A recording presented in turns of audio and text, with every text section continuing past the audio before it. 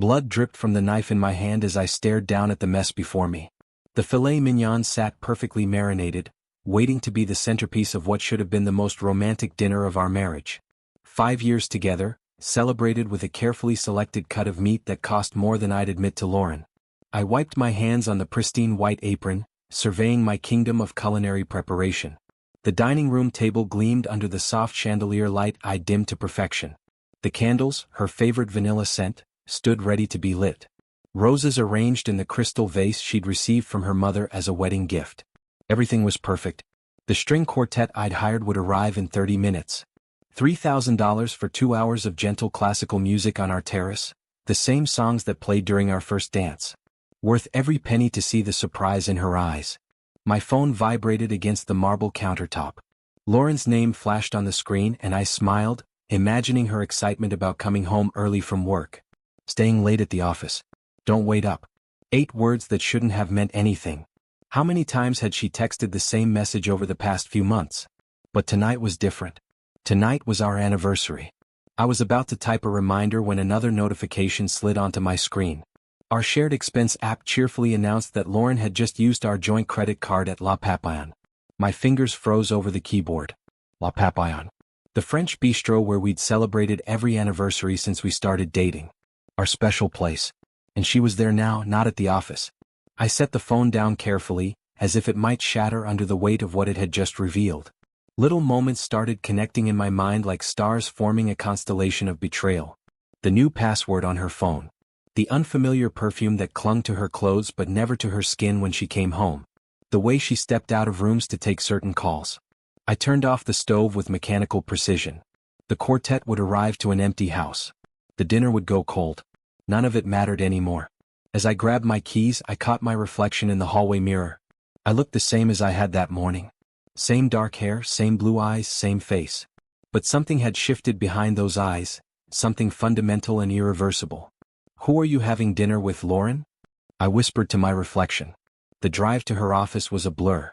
Traffic lights changed, cars moved, but I noticed none of it. My mind was filled with images of Lauren laughing across a table with someone else, raising a glass of champagne in the same restaurant where I had proposed. The parking lot at Carter Marketing Solutions was nearly empty when I arrived. Most of the windows were dark. The cleaning staff had already come and gone.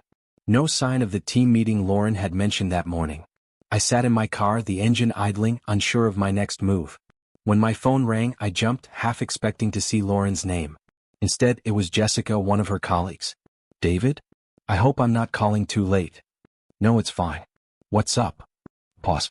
I've been wanting to tell you something for months, but I was afraid." My hand tightened around the phone. "Tell me what?" "Lauren's been lying to you. There's no late team meeting tonight. There hasn't been for months. The office closes at 5, and the project team she keeps talking about doesn't even exist." The words hit like physical blows, each one confirming what I already suspected. "Thank you," I managed to say. "I appreciate your honesty."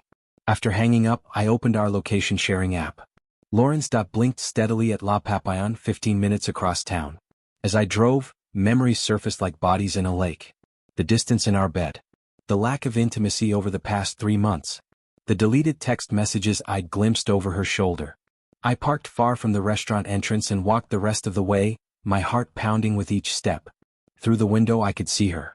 My wife of 5 years sat in our special corner booth, but she wasn't alone. A young man with perfectly styled hair leaned across the table, his hand covering hers. Lauren threw her head back in laughter at something he said, a gesture of uninhibited joy I hadn't seen in months. The waiter approached their table with a dessert I recognized immediately, the same chocolate souffle we had shared on our honeymoon. My phone vibrated. Lauren's mother calling. Due to some technical confusion months ago, Lauren had set her parents' calls to forward to my phone when she didn't answer. "Lauren, honey, I know you're busy, but I wanted to let you know Chase called again asking about those divorce attorney recommendations. I told him you'd call back tomorrow. Anyway, enjoy your anniversary dinner with David. Love you." I ended the call and stared through the glass at the woman I thought I knew, suddenly a stranger before my eyes. I couldn't bring myself to enter the restaurant. What would I say? Surprise, happy anniversary? Instead, I retreated to my car, hands trembling as I gripped the steering wheel. The phone call from Jessica kept replaying in my mind. "Lauren's been lying to you for months. How had I been so blind? My phone vibrated again. Jessica. David, I'm sorry to dump this on you, but there's more. Lauren's been taking long lunches with this guy Chase for months. Everyone at the office knows, but no one wanted to tell you. Why are you telling me now? My voice sounded hollow even to my own ears. Pause. Because I saw the reservation notification for La Papillon. On your anniversary. That's just cruel. I thanked her and hung up. The digital clock on my dashboard read 8:45. The string quartet would be playing to an empty house by now, their gentle melodies falling on furniture and forgotten wine glasses. I decided to drive by Lauren's office again, just to confirm what Jessica had told me. The parking lot remained dark and empty. No team meetings. No late work sessions. Just another lie in a growing collection. As I sat there, headlights swept across my rearview mirror. A sleek black car pulled into the empty lot, parking near the executive entrance. A woman emerged, her silhouette immediately recognizable as Jessica's. She approached my window, her expression a mixture of pity and determination. I thought you might come back here, she said as I lowered my window. I have something to show you. She handed me her phone. On the screen was an email thread between Lauren and someone named Chase Carter. The subject line read, Trojan Horse Plan Timeline Update. Carter? As in? Jessica nodded grimly. He's from Carter Holdings. Your biggest competitor. My stomach dropped as I scrolled through messages outlining a meticulous plan. A plan with my name highlighted throughout. This isn't just an affair, David, Jessica whispered. It's something much worse. The next morning I made a call that would change everything. Nate Wise Investigations, answered a gruff voice. I need someone discreet. Someone thorough. My voice sounded steadier than I felt. Ex-military intelligence, Nate replied. Discreet is my middle name. Office or home consultation. We met at a coffee shop 3 towns over. Nate was built like a retired linebacker with eyes that missed nothing. I laid out what I knew, which wasn't much beyond a suspicion and Jessica's revelations. Don't confront her, he advised, stirring his black coffee. Not yet. Evidence first, confrontation later. If this is what you think, she'll destroy evidence the moment she knows you're onto her. A week later, Nate delivered the first batch of photos. Lauren and Chase at hotels. On a yacht. Laughing over dinner. But the worst were the ones where they weren't alone. That's Michael, I said, staring at the image of my best friend sitting across from Lauren and Chase, clearly deep in conversation. He's been my friend for 15 years. Nate's expression remained neutral. There's more. The next series of photos punched the air from my lungs. Lauren and Chase in my house. In my bed. Another showed them in my home office, Lauren pointing out my safe to Chase. There's also this, Nate said, sliding over a photo of Lauren meeting with a man in a sleek downtown office. That's Bernard Klein. Divorce attorney. Specializes in high-asset splits. I nodded, feeling strangely calm. Anything else? She visited Mercy Hospital last Tuesday. My contact couldn't access detailed records, but she was in the obstetrics department. That night, I pretended to work late in my home office.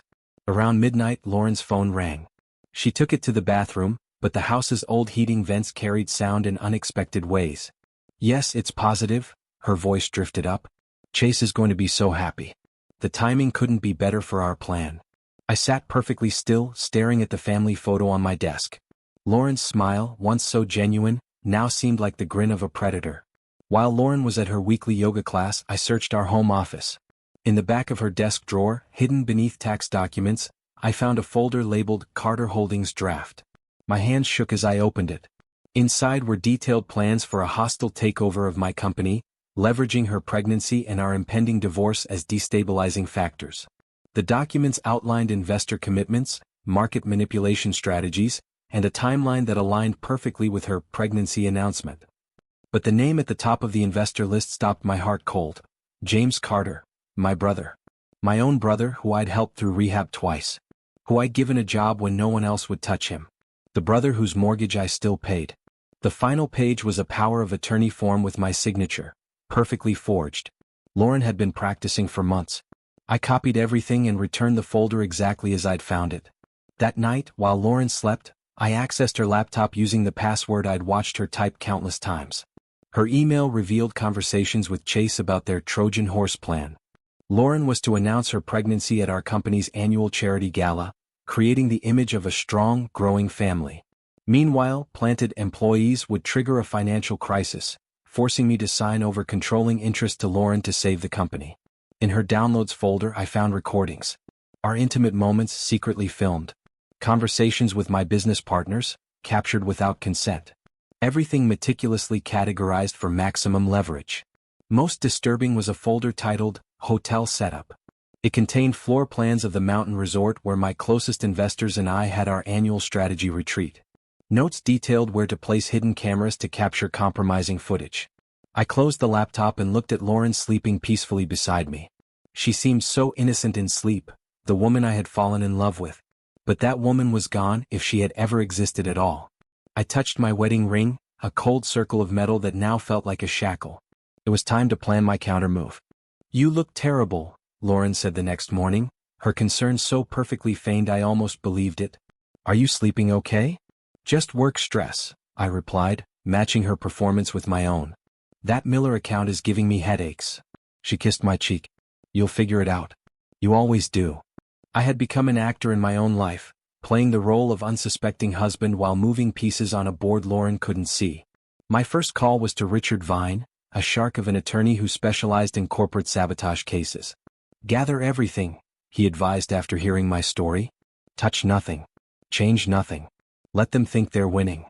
That afternoon, I activated offshore accounts I'd established years ago for genuine business emergencies. I never imagined emergency would mean my wife plotting to destroy me. At a fundraising dinner that weekend, fate handed me an unexpected ally. The man seated beside me, Alan Walsh, casually mentioned he was with the FBI's Financial Crimes Division. "Fascinating work," I said, maintaining my composure. "Do you handle investment fraud cases?" His eyes sharpened. "Among other things." "Why do you ask?" "Professional curiosity," I replied, then cautiously added, "The name Chase Carter ever cross your desk?" Alan's brief pause told me everything. "I can't discuss ongoing investigations." We exchanged cards. 2 days later we met at a fishing spot outside the city. "Chase Carter is on our radar for multiple investment schemes," Alan confirmed. "But we've lacked concrete evidence to move forward." What if I could provide that evidence? While playing the devoted husband at home, I quietly rewrote my will, leaving everything to my parents and selected charities. I installed my own hidden cameras in our house, capturing Lauren's furtive phone calls and late-night computer sessions. "We should update our company ownership papers," Lauren suggested one evening, her voice casual. "Put everything in both our names. For protection." I smiled, squeezing her hand. "Great idea. Let's talk to the lawyers next week." The next day during our weekly lunch date I clutched my chest and collapsed. The heart attack bought me time while Lauren accompanied me to the hospital, leaving her phone unattended in her purse beside my bed. The hospital discharged me with a clean bill of health, my episode diagnosed as stress-induced. Lauren hovered around me with unexpected attentiveness, her eyes calculating behind the mask of concern. While she was in the shower, my contact at her bank called. "Mr. Carter, your wife has scheduled a complete asset transfer meeting for tomorrow morning at 9, he whispered. "All accounts, properties, investments, everything. She specifically requested no notification be sent to you." I settled in my stomach. "Thank you, Thomas. I won't forget this." That evening, Lauren prepared my favorite dinner: salmon with dill sauce, roasted potatoes, asparagus. A condemned man's last meal. "I left those insurance documents on your desk," she mentioned, refilling my wine glass. "We should sign them tonight just to be safe after your scare today." Insurance documents. The transfer papers, no doubt. Of course. After dinner. My phone buzzed. A text from Lauren's assistant, another ally cultivated through Nate's network. "She's meeting with legal team at 8 tonight. Final preparations." Lauren glanced at her watch. "I need to run back to the office. Crisis with the Johnson account. Don't wait up." "No problem," I said, kissing her cheek. "Be safe." The moment her car disappeared down our driveway, I moved with practiced efficiency. I'd rehearsed this in my mind for days. I poured myself one last glass of our wedding champagne, which I'd been saving for our 10th anniversary, an anniversary we would never reach. I savored it slowly, looking around the home we had built together, now tainted by betrayal. I packed only essentials: documents, personal mementos from before Lauren, and clothes. Everything else could be replaced. From my safe, I retrieved passports and the small collection of items I'd prepared over the past weeks. On the dining room table, I left a single rose petal and a note that read simply, "Don't worry." By 9:30 I was gone. All evidence had been delivered to Richard and Alan. My personal accounts were secured. My new life was waiting. Lauren returned at midnight to an empty house that still smelled of salmon and dill. At first she noticed nothing amiss. Then she saw the detective's business card on the kitchen counter, with a surveillance photo of her and Chase paperclipped to it. Her scream echoed through the empty rooms. From my hotel room across town, I watched Lauren's world unravel through Nate's updates and the security system I still controlled. Her first move was predictable. She called my phone repeatedly. I'd blocked her number, but my voicemail recorded 23 increasingly frantic messages. "David, this is ridiculous. Call me back. Whatever you think you know, you're wrong. Please, we need to talk. I can explain everything. If you don't call me back, I swear to God I'll..." By morning, panic had set in. Lauren tried accessing our joint accounts only to find her permissions revoked. Her credit cards were declined when she tried to book a flight to her parents' home. Nate's surveillance caught her meeting Chase at a coffee shop, their body language tense and hostile. Chase checked his phone constantly, his face growing paler with each notification. "FBI raided Chase's office this morning," Richard told me during our scheduled call. "Your friend Alan works fast." I watched from afar as Lauren, perfectly dressed as always, stormed into my office building. Security cameras captured her screaming in the lobby. "I need to see my husband. You can't keep me from him. David, I know you're up there."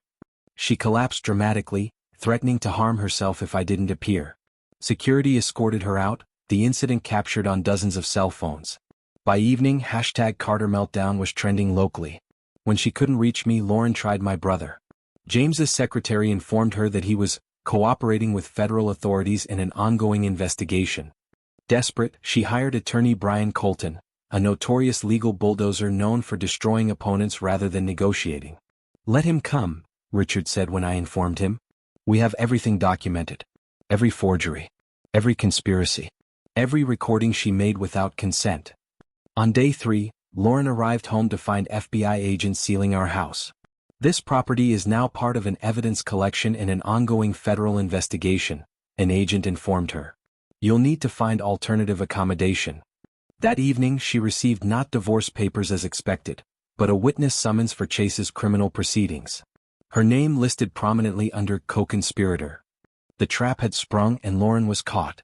I saw Lauren for the first time in 3 weeks across the courtroom. She wore a white dress, the picture of innocence, with perfectly styled hair and makeup that couldn't quite hide her exhaustion. Our eyes met briefly. I expected to feel anger, hatred, perhaps even love. Instead, I felt nothing at all. She had become a stranger. "All rise," the bailiff called as Judge Eleanor Harmon entered. The proceedings were brutal in their efficiency. Richard presented our evidence methodically: surveillance photos, forged documents, secretly recorded conversations, the detailed Trojan horse plan. Lauren's attorney objected repeatedly, his face reddening with each overruled protest. The most damaging testimony came from Lauren's own colleagues. Jessica detailed months of lies and manipulations. Lauren's assistant described delivering documents to Chase and overhearing their plans. Then came the medical records. "Your Honor," Richard said, "we have testimony from Dr. Alice Chen confirming that Mrs. Carter was never pregnant. The supposed positive test was fabricated as part of this scheme." Lauren's face crumpled. Her attorney whispered frantically in her ear as Chase was brought in from custody to testify. Chase avoided looking at Lauren as he confirmed every detail of our allegations, his immunity deal evident in his cooperative demeanor. He described how they had met at a business conference, how they had recognized their mutual opportunity, how easily Lauren had agreed to the plan. "She said her husband was naive," Chase testified. "Said he trusted her completely. That made him the perfect target." By afternoon's end, Judge Harmon not only dismissed Lauren's claims but referred the case to the district attorney for criminal charges related to document forgery and corporate espionage. Lauren lost her advertising license. The story made national headlines: "Million-dollar betrayal, CEO's wife in corporate takeover plot." As security led Lauren from the courtroom, she finally broke her careful composure.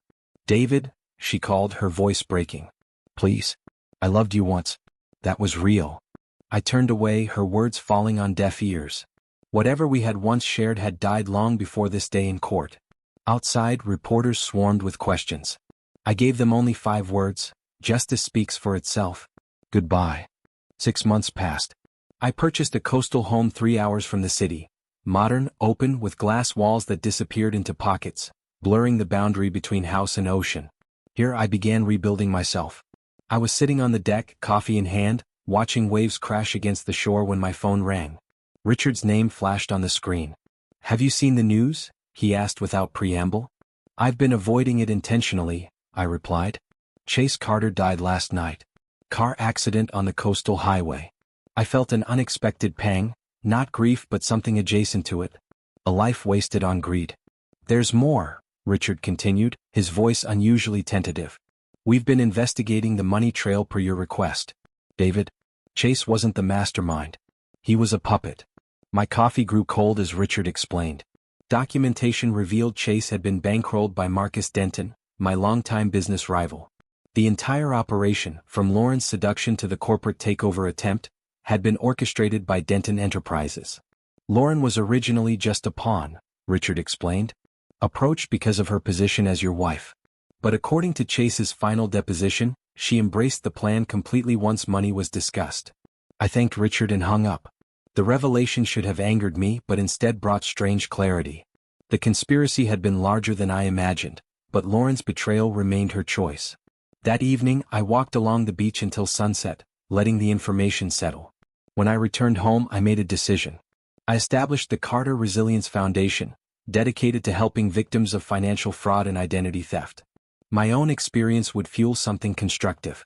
At the foundation's inaugural gala, I met Lena, a psychologist specializing in helping fraud victims rebuild their lives.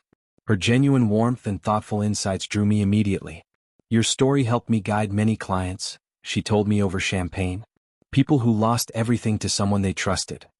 "And how does that story end?" I asked. Her smile reached her eyes, something I'd forgotten could happen.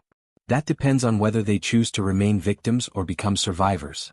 For the first time in nearly a year I felt something unfamiliar stirring inside me. Possibility. 1 year after the court case I attended the annual Metropolitan Charity Gala, my first high-profile event in the city since everything happened. With Lena beside me, elegant in midnight blue, I felt centered and calm. Then I saw her. Lauren moved between tables in a black uniform, serving champagne. Her hair was pulled back severely, her once perfect makeup now minimal. Our eyes met across the crowded room and time seemed to freeze. I had imagined this moment countless times, what I would say, how I would feel. Yet when it arrived, I felt neither triumph nor anger. Just a profound sadness for all that had been lost. Lena squeezed my hand. "Is that her?" I nodded. "She's working as a server. Do you want to leave?" "No," I said, surprised to find I meant it. "This is fine." Later, as Lena chatted with a foundation donor, Lauren approached our table. Her hands trembled slightly as she collected empty glasses. "David," she said softly, "you look well." "Thank you." I studied her face, searching for the woman I had once loved. "Are you okay?" A flash of surprise crossed her features. "I'm surviving. Starting over." She glanced at Lena. "She seems lovely." "She is." I paused. "She's honest." Lauren nodded, accepting the implicit comparison. "I deserve that." She hesitated. "I've been wanting to explain." "There's nothing to explain," I said, not unkindly. "It's done." She nodded and moved away, disappearing into the crowd of servers and guests. Driving home to our coastal house later, Lena asked, "Do you still think about her often?" "Not about her," I replied, watching the moonlight on the ocean. "About myself, the man who allowed himself to be used." The following week, a letter arrived, Lauren's handwriting on the envelope. She wanted to meet, to explain everything, to ask forgiveness. I didn't reply. Instead, I sent a book on forgiveness with a simple inscription: "We both deserve better. Good luck."